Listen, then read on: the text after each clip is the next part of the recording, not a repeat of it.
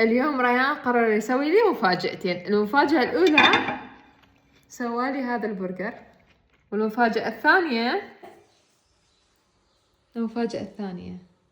آثار الطبخ بس على مود البرجر. كلش صعب؟ ايه أنا شبان، أنا أريد قيلولة. لا حبيبي ماكو قيلولة، نغسل المواعين ننظف المطبخ وبعدين قيلولة.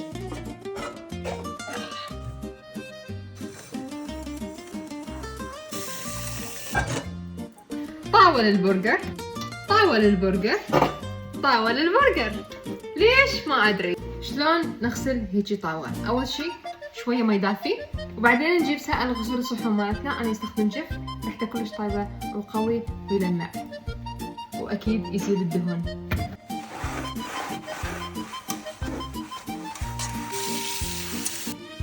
والنتيجة تلمع وتلمع.